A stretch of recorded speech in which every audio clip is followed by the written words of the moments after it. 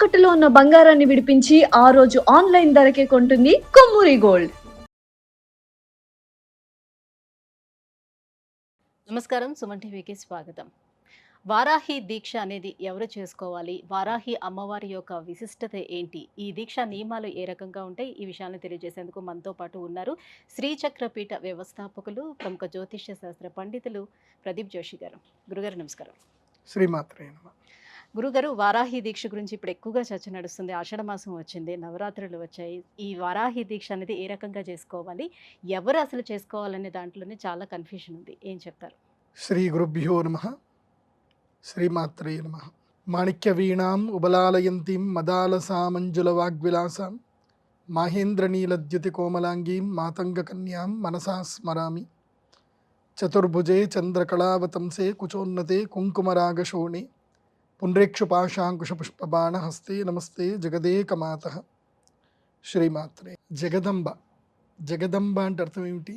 ఈ సమస్తమైనటువంటి జగత్తుకి ఆ అమ్మ. మళ్ళీ ఇక్కడ జగత్తు అంటే ఏంటో మనకు అర్థం తెలుసుకోవాలి. జాయతే గచ్చతే మ్రియతే అనేతే ఇది జగత్. అంటే ఏదైతే పుడుతుంది, నడుస్తుంది, మరణిస్తుంది దాన్ని జగత్తు అంటారు. ఆ జగత్తుకి అంటే పుట్టుకకి, చావుకి అన్నిటి కూడా సాక్షిభూతంగా ఉండేది అమ్మవారు. ఆ అమ్మ జగదంబ. ఈ ప్రపంచంలో నేను దేవి భాగవతం గురించి చాలాసార్లు చెప్పాను. మళ్ళీ ఒక చిన్నగా చెప్తాను మీకు. అసలు వారాహి నవరాత్రులు అంటున్నారు. అసలు అమ్మవారంటే ఏంటి అని మనకు శక్తి తెలుసుకుంటే వారాహి అమ్మవారి యొక్క దీక్షలు ఎలా చేయాలి, ఎందుకు చేయాలి, ఎవరు చేయాలనే విషయం మనకు తెలుస్తుంది. అసలు అమ్మవారి యొక్క శక్తి చాలామందికి తెలియదు. అమ్మ శక్తి ఏంటిది అనేది ఒక చిన్న ఎగ్జాంపుల్. ఈ సృష్టి స్థితి లయకారకులు ఎవరైతే ఉన్నారో బ్రహ్మ విష్ణు మహేశ్వరులు, వీళ్ళు పని చేయాలి అన్నా సరే, అంటే సృష్టి చేయాలన్నా, స్థితి చేయాలన్నా, సంహారం చేయాలన్నా వారికి అమ్మవారి యొక్క శక్తి కావాలి. అంటే విష్ణువుకి మహాలక్ష్మి శక్తి, బ్రహ్మకి సరస్వతి శక్తి, శివుడికి పార్వతీదేవి యొక్క శక్తి. ఈ శక్తులతోటి వీళ్ళు పనిచేస్తున్నారే తప్ప ఈ శక్తులు లేకపోతే వీరు కూడా అసమర్థులు అని చెప్పి మనకి సౌందర్య లహరిలో ఆదిశంకరాచార్యుల వారు రాసిన స్తోత్రం చెప్పారు. శివశక్త్యాయుక్తో యది భవతి శక్త ప్రభవితుం నచేదేవం దేవో నకలు కుశల స్పందితుమపి అతస్త్వాం ఆరాధ్యాం హరిహర విరించాదివిరపి ప్రణంతుం స్తోతుం వా కథమకృత పుణ్య ప్రభవతి అని చెప్పి చాలా డీటెయిల్గా చెప్పారు. ఈ ఒక్క శ్లోకం చెప్పడానికి ఒక రోజంతా సరిపోతుంది అర్థం చెప్పాలంటే. అంటే ఈ బ్రహ్మ విష్ణు మహేశ్వరుడు సృష్టికి మొదల్లో ఆ సృష్టి తత్వం తెలుసుకోవడానికి అమ్మవారి యొక్క మణిద్వీపానికి వెళ్ళడానికి వాళ్ళకు ఒక హంసల యొక్క పుష్పక విమానం వస్తుంది, హంసల విమానం వస్తుంది.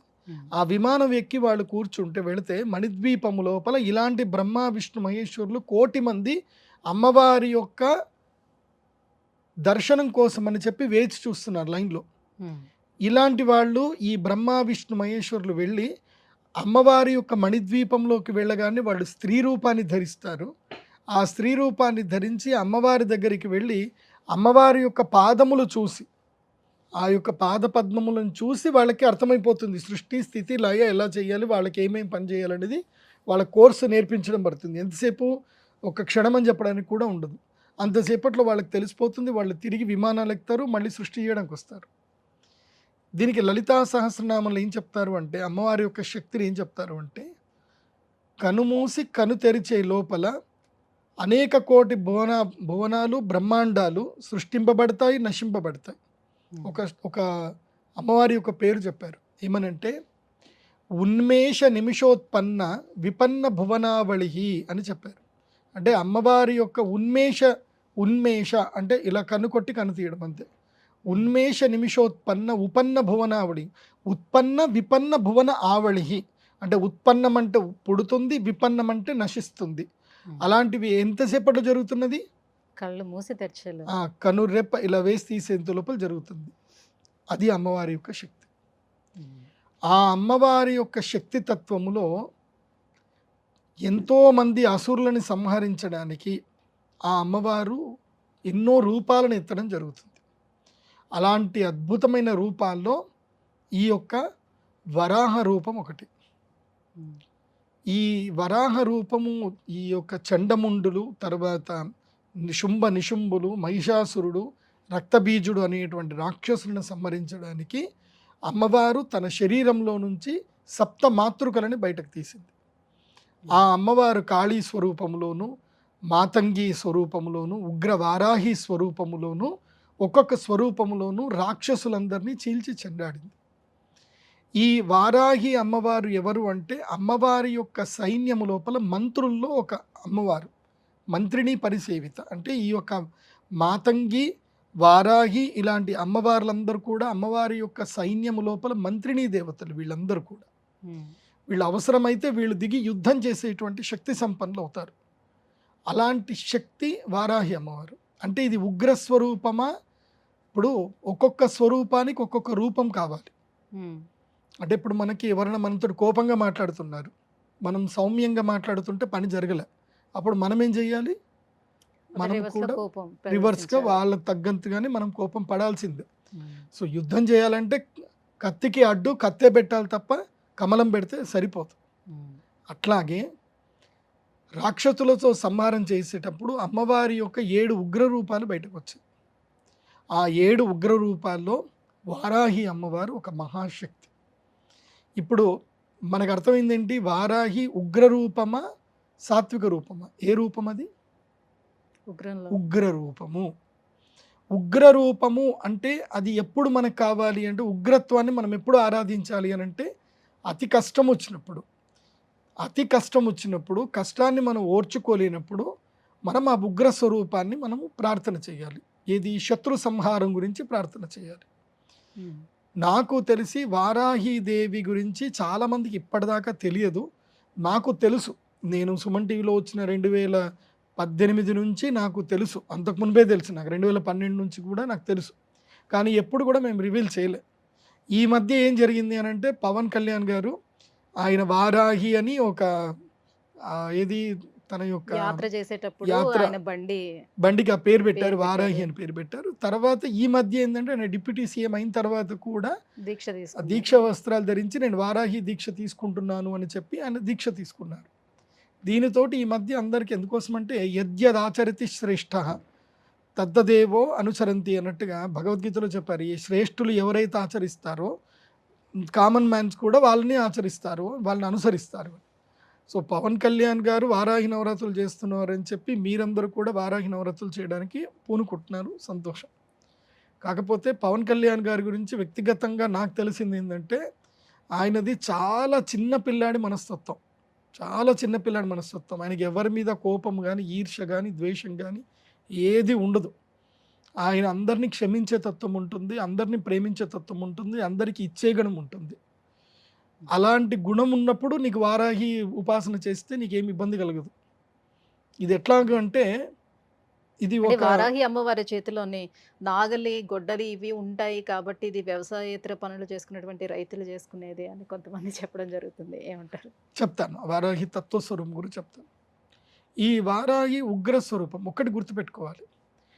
మనకి అమ్మవారి యొక్క ఏ తత్వాన్ని ఉపాసన చేసినా శక్తి, సిద్ధి, తత్వం తప్పకుండా కలుస్తుంది.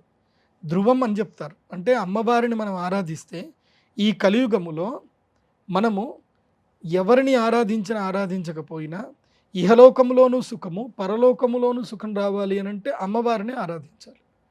ఇది దేవి భాగవతంలో చెప్పారు. సాక్షాత్తు శ్రీకృష్ణుడైనా, విష్ణువైనా, శివుడైనా, రాముడైనా అందరూ అమ్మవారిని ఆరాధించినటువంటి వారే. అమ్మను మించిన శక్తి ప్రపంచంలో ఏదీ లేదు. కాబట్టి అమ్మవారిని అందరూ ఆరాధించవచ్చు. అయితే మీరు ఏ స్టేటస్లో ఉన్నారు అనేది మొదలు మీరు తెలుసుకోవాలి. మీ స్టేటస్ని బట్టి మీరు ఆరాధన ఎంచుకోవాలి. మీ మెంటల్ స్టేటస్ సరిగ్గా లేదు, మీరు ఆరాధన ఎంచుకున్నారు, దానివల్ల ఏం జరుగుతుంది అని అంటే మీకు శక్తి వస్తుంది, కానీ ఆ శక్తి దుర్వినియోగం అవుతుంది.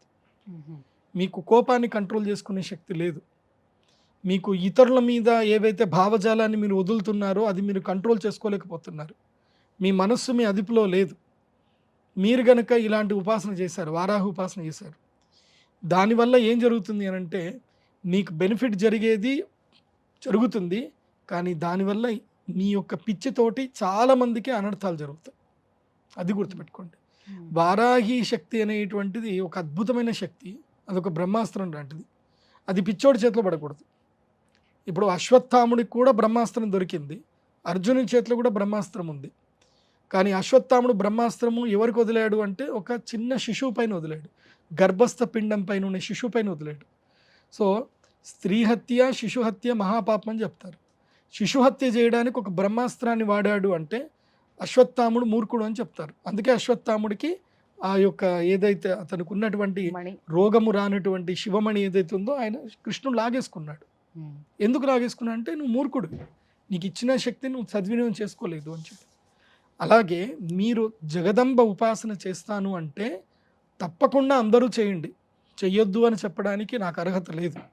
ఎందుకోసమంటే అమ్మవారు ఎవరిని అనుగ్రహించాలంటే వాళ్ళకి ఆ స్ఫురణ శక్తి వస్తుంది. నాకు తెలిసి ఈ యొక్క సౌందర్య లహరిలో ఫస్ట్ శ్లోకంలో చెప్తారు, కథం అకృత పుణ్య ప్రభవతి అని చెప్పారు. అంటే పూర్వజన్మ సుకృతం ఉంటే తప్ప వారాహి దీక్షలు తీసుకోవడం కానీ వారాహి నవరాత్రులు చేయడం కానీ సంభవించదు. గుర్తుపెట్టుకోండి, పూర్వజన్మ సుకృతం ఉంటేనే అది చేయగలుగుతారు. ఏదైనా సరే అమ్మవారి యొక్క తత్వం, దేవీ నవరాత్రులు ఉపాసన చేయాలన్నా వారాహి నవరాత్రులు ఉపాసన చేయాలన్నా అమ్మ అనుగ్రహం ఉంటేనే, పూర్వజన్మ పుణ్యం ఉంటేనే మనం ఇంట్లో కలశం పెట్టగలుగుతాం. లేకపోతే ఆ కలశం పెట్టే శక్తి మనకి రాదు. ఎవరో ఒకళ్ళు వస్తారు, వద్దు అని చెప్తారు, నీకేదో ఆలోచన వస్తుంది, నేను చేయలేనేమో అనిపిస్తుంది, వదిలేస్తాం. నాకు తెలిసిన అర్హత ఏమిటి అంటే, అమ్మవారికి ఉపాసన చేయాలని కావాల్సిన అర్హత ఏమిటి అంటే నిష్కల్మషంగా ఉండడము, ద్వేషబుద్ధి లేకపోవడము, క్షమాబుద్ధి ఎక్కువగా ఉండడము, అందరికీ పంచే గుణం ఉండడము, నేను అన్న భావన లేకపోవడం. ఈ 5 గుణాలు ఉంటే మీరు అమ్మవారి ఉపాసనలోకి ఈజీగా వెళ్ళిపోవచ్చు. ఈ 5లో ఏ ఒక్క గుణం లేకపోయినా, పంచే గుణము లేకపోయినా, క్షమించే గుణము లేకపోయినా, ద్వేషించే మనస్సు నీకున్నా నువ్వు జీవితంలో ఏమీ సాధించలేవు. అమ్మ శక్తి నీకు అనుగ్రహించిన ఆ శక్తిని నువ్వు సద్వినియోగం చేసుకోలేవు, దుర్వినియోగం చేసుకుంటావు. అంటే ఒక బలవంతుడు, ఇప్పుడు మనం సినిమాలు చూస్తాం, హీరోని చూస్తాం, విలన్ చూస్తాం. విలన్కి కూడా శక్తి ఉంటుంది, హీరోకి కూడా శక్తి ఉంటుంది. నిజంగా విలన్ గనక మంచివాడు అయ్యి ఉంటే అతని డబ్బుతో ఎంతోమందికి మేలు చేయొచ్చు. అట్లాగే నువ్వు నీ లోపల విలనిజం ఉంది అని అంటే నీకు శక్తి వస్తుంది, కానీ నువ్వు విలనిజం అయిపోతావు, నువ్వు ప్రపంచానికి ఉపయోగపడవు. పంచే గుణమే లేకపోతే ప్రపంచమే శూన్యం అన్నమాట. నీకు పంచే గుణం లేకపోతే నువ్వు ఏ ఉపాసన చేసినా వేస్ట్. ఎందుకోసమంటే నేను అన్న భావన ఎప్పుడైతే మనకు వచ్చిందో, నేను అంటే ఎంత అవసరం చెప్పండి, ఒక మనిషికి ఎంత అవసరం చెప్పండి, ఒక్క మనిషికి నీ ఒక్కడికి ఎంత అవసరం, బతకడానికి ఎంత అవసరం. అమ్మవారు లెక్క పెట్టేస్తుంది ఆల్రెడీ, నీకు ఎంత కావాలో అంత ఇచ్చేస్తుంది కావాలంటే నీ వరకు. నువ్వు నేను అనకుండా, నువ్వు ఒక వ్యక్తిగా కాకుండా ఒక వ్యవస్థగా భావించావు అనుకో, అప్పుడు నీకు శక్తి ఇస్తుంది అమ్మవారు.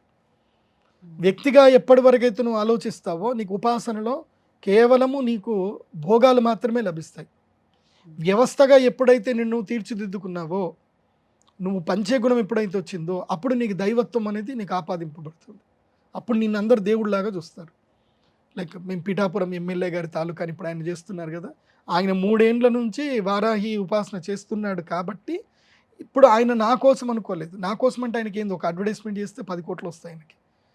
ఆయన మన అనుకొని చేశాడు కాబట్టి ఇప్పుడు ఆయనకి దైవత్వం ఆపాదింపబడుతుంది. ఇప్పుడు అందరు కూడా ఆయన్ని దేవుడిలాగా అనుకుంటున్నారు.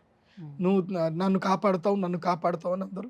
దైవత్వం అంటే ఏం లేదు, ఆకలి ఉన్నవాడికి అన్నం పెట్టడం, కష్టంలో ఉన్నవాడిని ఆదుకోవడం, ఇదే దైవత్వం. అది ఇప్పుడు ఆయనకు ఆ చేసే శక్తి అమ్మవారు ఇచ్చింది. అది ఆయన సద్వినియోగం చేసుకుంటాడా లేదా అనేది కాలం నిర్ణయిస్తుంది. అందుకే వారాహి దేవికి ఇప్పుడు అంటే మీరు వారాహి స్వరూపం అన్నారు, ఆమె చేతిలో నాగలి ఉంటుంది. అంటే నీకు కష్టపడే తత్వం ఉండాలి, దున్నే శక్తి ఉండాలి. నాగలి ఎందుకు ఉంది అని అంటే, నాగలి ఎందుకు, దేనికి స్వరూపం అది? దున్ని నువ్వు పంట పండి నువ్వు 10 మందికి అన్నం పెట్టాలి. అదైతే నేను నిన్ను అనుగ్రహిస్తాను అని చెప్తుంది అమ్మవారు. విష్ణు పరమాత్ముడి చేతిలో ఏవైతే ఉన్నాయో వారాహికి కూడా అవే ఉంటాయి. విష్ణు పరమాత్ముడు వరాహ స్వరూపం ఎందుకు ఎత్తాడు అంటే జ్ఞానమును ఉద్ధరించడానికి. వేదాలు ఎత్తుకపోయాడు ఎవరు, హిరణ్యాక్షుడు వేదాలన్నింటిని ఎత్తుకొని వెళ్ళిపోయాడు, జ్ఞానాన్ని తీసుకెళ్ళిపోయాడు. ప్రపంచంలో అత్యంత ముఖ్యమైనది జ్ఞానమే. ఇప్పుడు మనం ఈ జనరేషన్లో ఉన్నాము. మనం నెక్స్ట్ జనరేషన్కి నాలెడ్జ్ ఇవ్వలేదంటే నెక్స్ట్ జనరేషన్ ఏమైపోతుంది? స్పాయిల్ అయిపోతుంది. మనం ఏం చేస్తున్నాం ఇప్పుడు పిల్లలు పుట్టిన తర్వాత వాళ్ళకి ఒక 15 ఏళ్ళు ఏం చేస్తున్నాం? వాళ్ళని డైలీ స్కూల్కే పంపిస్తున్నామా, లేకపోతే ఆడుకోమని చెప్తున్నామా? స్కూల్కి పంపిస్తున్నాం. ఎందుకు? మళ్ళీ వాళ్ళు జ్ఞానాన్ని జ్ఞానం ఆర్జించడానికి. గెయిన్ చేయాలి. జ్ఞానము లేకపోతే మనిషికి ఏమీ ప్రయోజనం ఉండదు. జ్ఞానమే ఇంపార్టెంట్. మనిషి భవిష్యత్ తరాలకు ఇవ్వాల్సింది జ్ఞానము, ప్రకృతి. అందుకే నాగలి ఉంటుంది, తర్వాత అమ్మవారి చేతిలో పుస్తకాలు ఉంటాయి, తర్వాత పాశం ఉంటుంది. అంటే ప్రేమ, ఆప్యాయతను, అనురాగాలు ఉండాలి. పాశం అనేది అది కూడా ఉండాలి. సో ద్వేషం అనేది ఉండకూడదు అని ఉంటుంది. అలాగే ఖడ్గము ఉండాలి. అసత్యమును, తర్వాత హింసను ఎట్టి పరిస్థితుల్లో ఎంకరేజ్ చేయకూడదు. అధర్మాన్ని ఎంకరేజ్ చేయకూడదు. సో నీకేదైనా కష్టం వస్తే కత్తితో పోరాడినప్పుడు కత్తితో పోరాడు, జ్ఞానంతో పోరాడాల్సిన చోట్ల జ్ఞానం చోట్ల పోరాడు, తర్వాత 10 మందికి అన్నం పెట్టు అని చెప్పడమే వారాహి దేవి యొక్క తత్వం. ఆ తత్వాన్ని అర్థం చేసుకోగలిగితే మీరు ఎవరైనా సరే వారాహి అమ్మవారి ఉపాసన చేయవచ్చు. వారాహి అమ్మవారి ఉపాసన ఎలా చేయాలి అని అంటే, ఒక మంచి కలశం తీసుకోవాలి. తూర్పు వైపు అభిముఖం, మనం కూర్చుంటే తూర్పు వైపు అమ్మవారు ఉండాలి. అమ్మవారి యొక్క చిత్రపటం పెట్టుకోండి. ఒక కలశం పెట్టండి. ఒక ఒక ఒక చౌకు పీట పెట్టాలి. దానిపైన బియ్యం పరవాలి. బియ్యం పరిచి దానిపైన చక్కగా కలశం పెట్టుకోవాలి. ఆ కలశంలో నీళ్లు పోసి ఒక కొబ్బరికాయ పెట్టి, ఎర్రటి కండువ కానీ లేదా నీలి రంగు కండువ కానీ ఏదైనా సరే కండువ పెట్టవచ్చు. సో అలాంటిది కలశం పైన పెట్టి ముందు నవగ్రహ పూజలు, తర్వాత సప్తమాతృకల అమ్మవారి దేవుని పూజ చేసుకొని శ్రీచక్ర స్వరూపములోనే వారాహి దేవిని పూజ చేసుకోవాలి. వారాహి అమ్మవారికి చాలామంది విగ్రహారాధన చేస్తారు. అలాంటి విగ్రహారాధన చేయవచ్చు, కానీ నాకు తెలిసినంత వరకు ఏంటంటే మీరు వారాహి శక్తిని శ్రీచక్రంలోనే పూజ చేసుకోండి. అలాంటి విగ్రహంలో పూజ చేయకండి. ఎందుకోసమంటే కొన్ని ఆగమ శాస్త్ర ప్రకారము కొన్ని విగ్రహాలు ఆరాధన చేయడానికి ఉపయుక్తమైనవి కావు. అవి చేయకూడదు. కొన్ని నియమాలు చెప్పారు. ఆ నియమాల ప్రకారము ఆ శక్తిని మీరు శబ్దస్వరూపంగానే గ్రహించి శ్రీచక్రములోనే ఆ అమ్మవారిని ఆవాహనం చేసి పూజ చేసుకోండి. దానివల్ల మీకు ఏవైతే కొన్ని అనర్థాలు మీకు తెలిసి తెలియకుండా మీరు చేసే తప్పులకు కూడా జరిగే అనర్థాలు ఏవి జరగకుండా ఆ శ్రీచక్ర శక్తి మిమ్మల్ని కాపాడుతుంది. ఏంటి పూజా విధానం అనేది ఏంటి, ఎలా చేసుకోవాలి? సింపుల్. మనకి మీరు వెబ్సైట్లో గూగుల్లో వెతుకున్న దొరుకుతుంది. నేను లింక్ పంపిస్తాను. ఆ లింకులో అమ్మవారి యొక్క స్తోత్రం ఉంటుంది. సంకల్పం చేసుకోవాలి.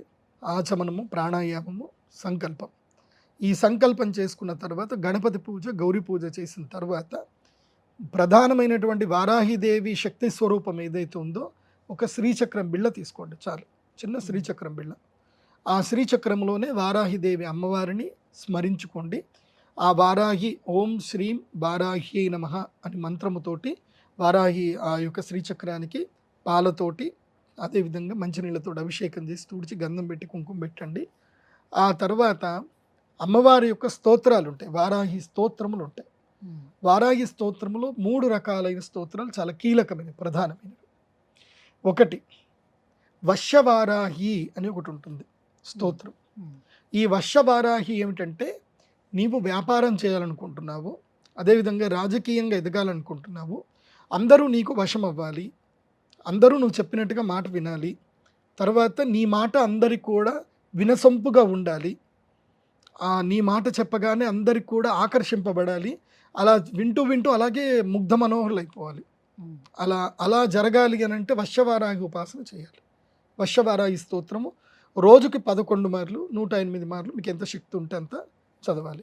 ఈ జూలై 6వ తారీఖు నుంచి మొదలు దశమి వరకు ఈ నవరాత్రులు ఏవైతే ఉన్నదో ఈ నవరాత్రుల్లో పూర్తిగా వశ్యవారాహి స్తోత్రం 1008 సార్లు పూర్తి చేయాలి. 1008 సార్లు చదవాలి. అదేవిధంగా బీజాక్షర మంత్రాలు ఉంటాయి, చాలా పెద్ద పెద్ద బీజాక్షరాలు ఉంటాయి, అవి ఏవి వద్దు. నీకు మేలు జరిగే బీజాక్షర మంత్రం చెప్తాను, లాస్ట్కి చెప్తాను దీని తర్వాత. అంటే పూజ ఉదయం వేళ పూజకు ఎక్కువ ప్రాధాన్యత ఇవ్వాలా, లేకపోతే సంధ్యా సమయంలో చేసుకునే పూజగా? దీంట్లో చాలా కీలకంగా ఉంటుందండి. పూజా సమయం ఎప్పుడైనా ఉదయమే మంచిది. బ్రాహ్మీ ముహూర్తం చాలా మంచిది. ఎప్పుడు 4:30 నుండి మొదలు 6 గంటల వరకు, 4 నుంచి 6 వరకు ఈ మధ్య కాలంలో పూజ చేసుకుంటే చాలా మంచిది. అయితే ఈ వారాహి ఉపాసనలో కాళీ ఉపాసనలో, వజ్రవైరోచన ఉపాసనలో, కొన్ని ఉపాసన పద్ధతుల్లో ఏంటంటే సాధకులు అష్టాంగ యోగ నిరతులైన సాధకులే, అందరూ కాదు. అష్టాంగ యోగ నిరతం అంటే అది చాలా పెద్ద సబ్జెక్ట్, అది ఏందో మీరు తెలుసుకోండి.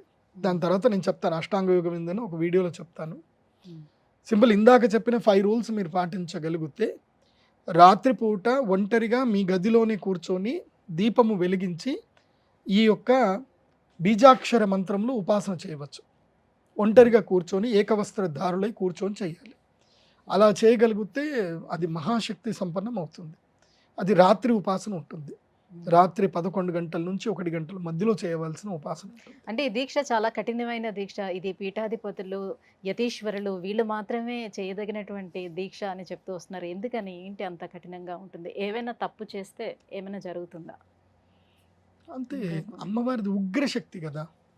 ఇప్పుడు మనకి కయ్యానికైనా బియ్యానికైనా సరితూగాలి అని అంటారు కదా. మంచివాడితో మనం స్నేహం చేయొచ్చు, చెడ్డవాడితో మనం స్నేహం చేస్తే ఎప్పటికైనా మనకు కష్టమే వస్తుంది అంటారు. అట్లాగే ఉగ్రశక్తితోటి మనం స్నేహం చేస్తున్నాం. అది ఏంటి? ఉగ్రశక్తి. ఆ ఉగ్రశక్తితో స్నేహం చేసేటప్పుడు ఆ ఉగ్రశక్తి ఎప్పుడు ఏ విధంగా మనం ఎలా ఉంటుందో ఉగ్రశక్తి అలాగే ఉంటుంది, గుర్తుపెట్టుకోండి. అమ్మవారి యొక్క ఉపాసన శక్తి ఏంటంటే అద్దం లాంటిది. నువ్వు సౌమ్యంగా ఉన్న రోజులు ఆ అమ్మ సౌమ్యంగానే నీకు కనిపిస్తుంది. నువ్వు ఉగ్రంగా మారి అమ్మవారిని ఉపాసన చేసావా, ఆ శక్తి నీకు ఉగ్రంగానే మారుతుంది. ఇప్పుడు తన కోపమే తన శత్రువు అన్నట్టుగా ఆ ఉగ్రశక్తిని నువ్వు సరిగ్గా సద్వినియోగం చేసుకోలేనప్పుడు నువ్వు ఇరకాటంలో పడతావు.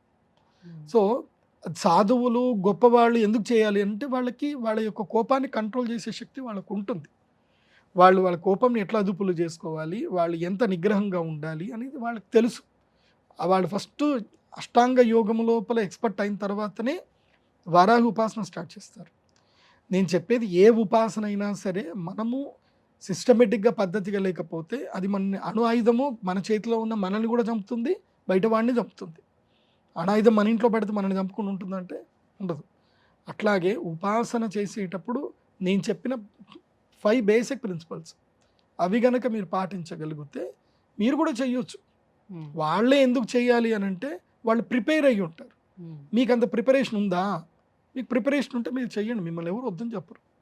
ఎందుకోసమంటే నేను పలానా బుక్ స్టాల్కి వెళ్ళిపోయి వారాహి దేవి తెచ్చుకుంటాను, నేను ఇంట్లో చదువుకుంటానంటే ఎవడు ఆపుతాడు?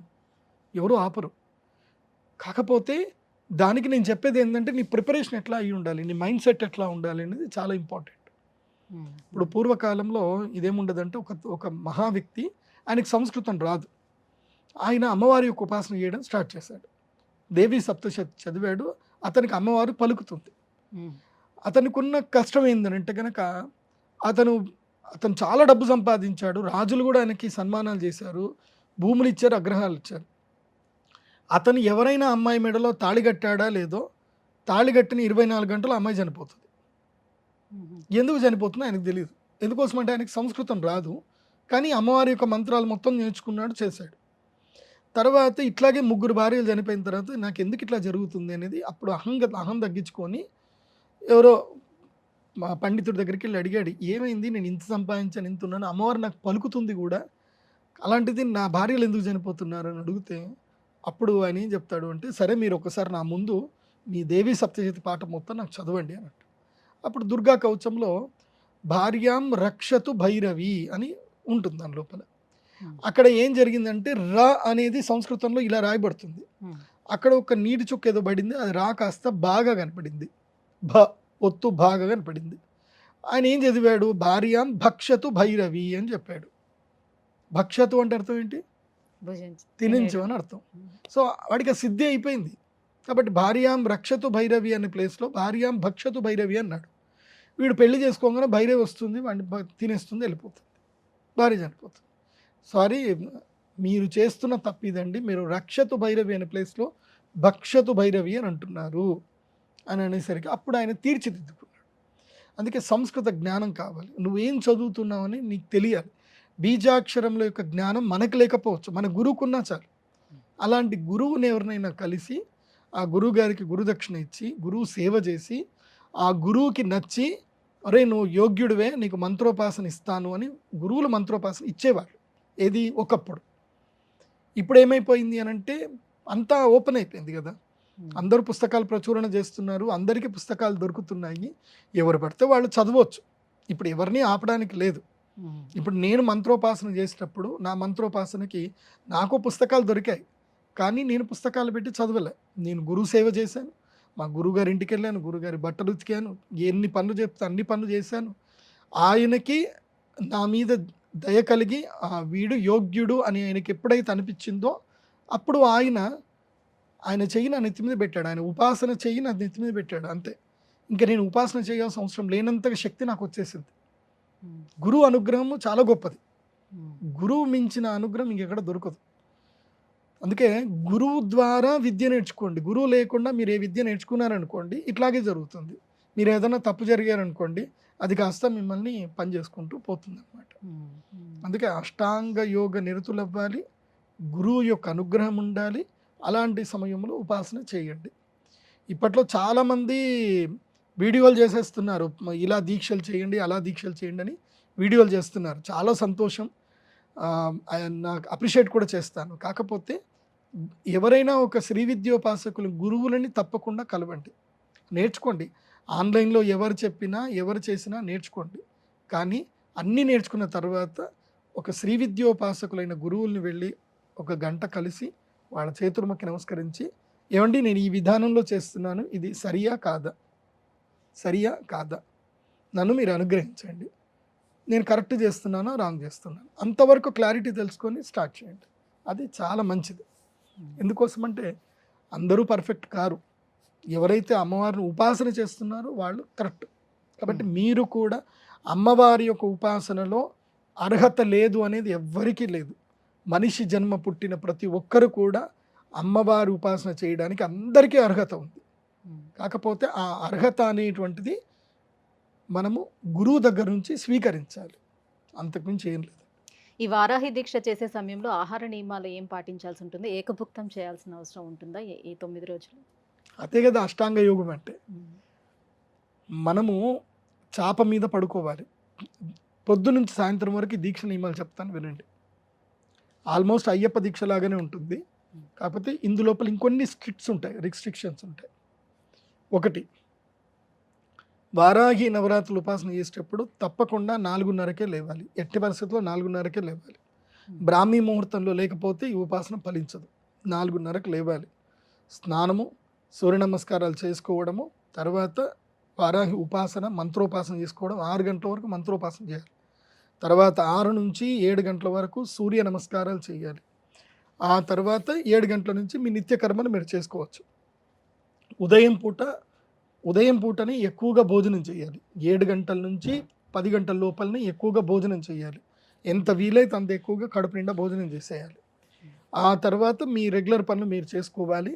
మళ్ళీ సాయంత్రం 6 గంటల నుంచి సంధ్య వేళల్లో, ప్రదోష కాలం అంటారు, 4:30, 5 గంటల నుంచి 6:30 వరకు సంధ్య వేళల్లో మళ్ళీ అమ్మవారి ఉపాసన, దీపం పెట్టడము, నైవేద్యం పెట్టడము, మళ్ళీ మంత్రోజపము అన్నీ చేసుకోవడం చేయాలి.